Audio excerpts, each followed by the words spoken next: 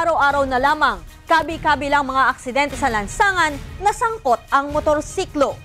Ang mabilis na nirespondihan ng UNTV News and Rescue Team sa iba't ibang lugar. Kaya hindi kami nagsasawang magpaalala mga kasambahay na sa motorsiklo, ikaw man ang mabangga o makabangga, tiyak, ikaw pa rin ang talo. Narito ang mga aksidenteng sangkot ang motorsiklo na mabilis na nirespondihan ng UNTV News and Rescue Team dito sa Metro Manila.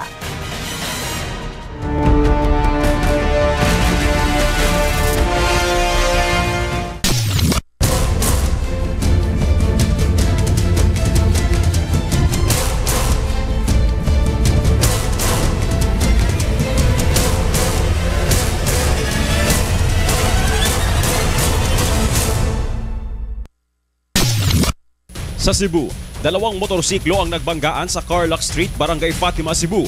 Nagtamo si John Vincent Famoso, driver ng isa sa mga motorsiklo, ng pinsala sa may kanang bahagi ng balakang at mga gasgas sa kamay at paa. Nagkaroon din ng sugat sa kanang tuhod at kamay ang angkas nito na kinilalang si Joven Bendong, 24 na taong gulang. Sugatan din ang isa pang driver ng motorsiklo na kinilalang si Ray Ochia.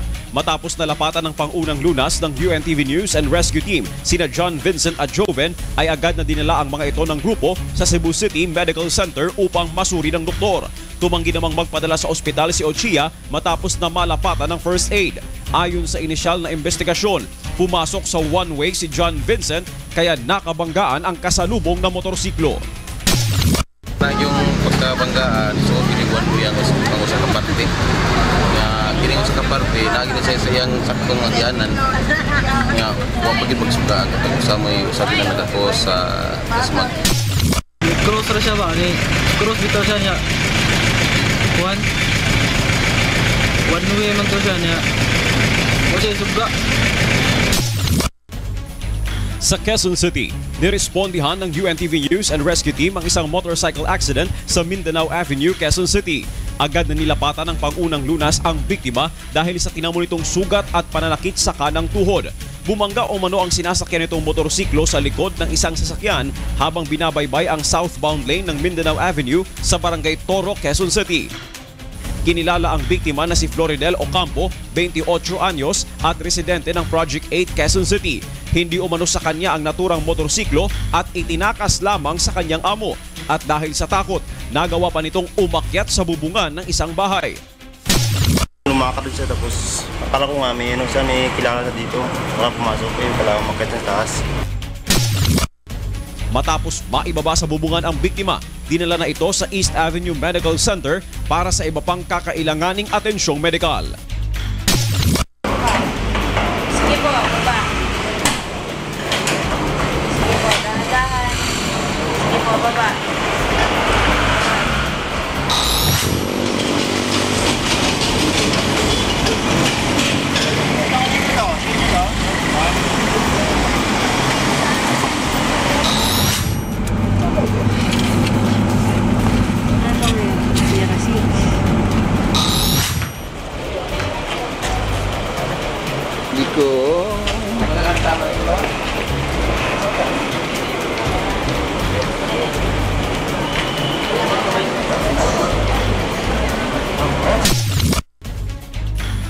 Samantala, isa pang motorcycle accident ang nirespondihan ng UNTV News and Rescue Team sa Balintawak, Quezon City.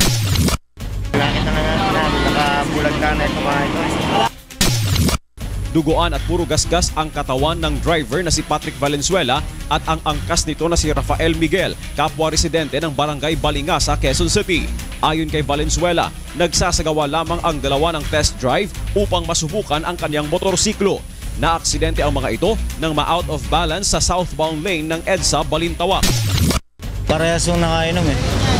Dahil dito nung nahimasmasan na isa, bumangong kagad eh. Matapos malapatan ng pangunang lunas ay saka dinala ang mga ito sa East Avenue Medical Center. Narito naman ang iba pang actual rescue operations ng UNTV News and Rescue Team National Capital Region.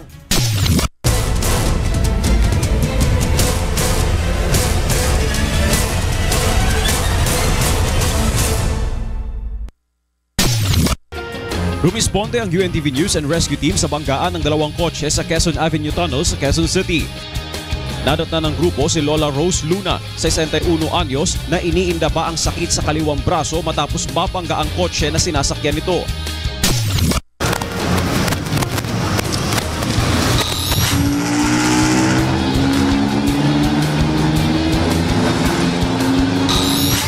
Masyadong malaki. Investigador ako.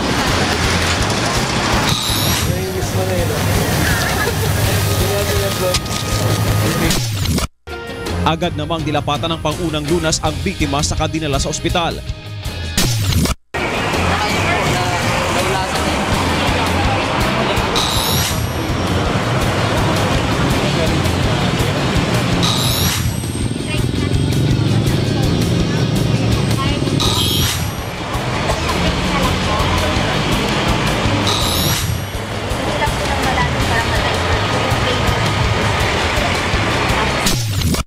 Sa salaysay ng asawa ng biktima, bumangga sa kanila ang isang kotse na mula sa kabilang lane. Imagine, from that side, lulubog sa island. Tumawid sila. Pero kayo po ay dahil Kami, diretso takbo. Nagkataon lang na kami ang inabot. Ayon naman sa driver ng nakabanggang kotse na si Raymond Yu, nasagi siya ng truck na nakagitgitan nito habang binabaybay ang westbound lane ng tunnel kaya ito napunta sa kabilang lane. Hindi naman po akong may kasalanan. Sinabit po ako ng truck po. Tinakbuhan ako. Umikot yung sasakyan ko. Siguro nadali lang po yung matanda. Bali dito po siya galing sa westbound. Bali ang sabi ng Delta nung galan, meron daw siya nakagit-gitan na truck. Nabasag naman ang mga planter box sa Center Island na nabangga ni Yu.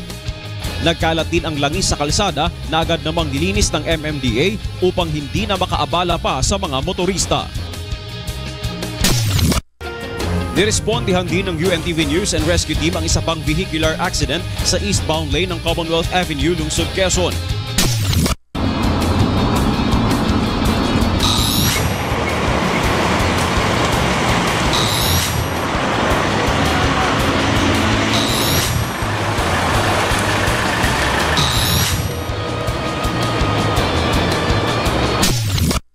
Magkatuwang na dinala ng grupo at MMDA Rescue Unit ang mga biktima sa ospital dahil sa pananakit ng braso at likod matapos banggain ng isang kotse ang tricycle na kanilang sinasakyan. Kami, naka-U-turn na yung truck na malaki. Dahan-dahan lang kami naka-into. Binangga kami. Isinailalim naman sa sobriety test ang driver ng kotse upang malaman kung ito ay nakainom ng alak.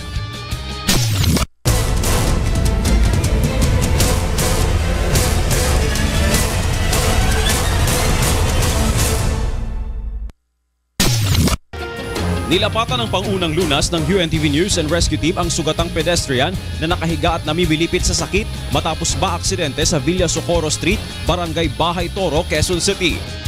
Nabali ang kanang braso ng biktima na kinilalang si Domingo Co, residente ng nasabing barangay, nang maitukod dito ang kamay at madaganan matapos mapatid sa tali na nakakabit sa sasakyan.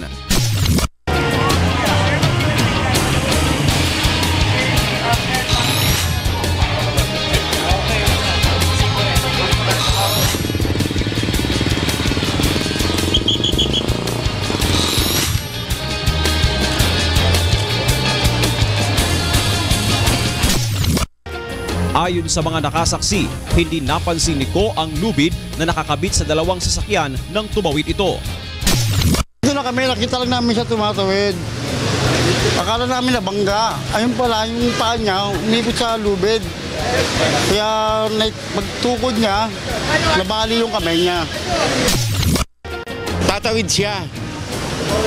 Ngayon, lumagpas na ako. Kasunod ko nga yan. Bigla siyang tumawid. Napatid siya rito sa lubid. Matapos malapatan ng pangunang lunas, ay dinala ang biktima sa Philippine Orthopedic Center.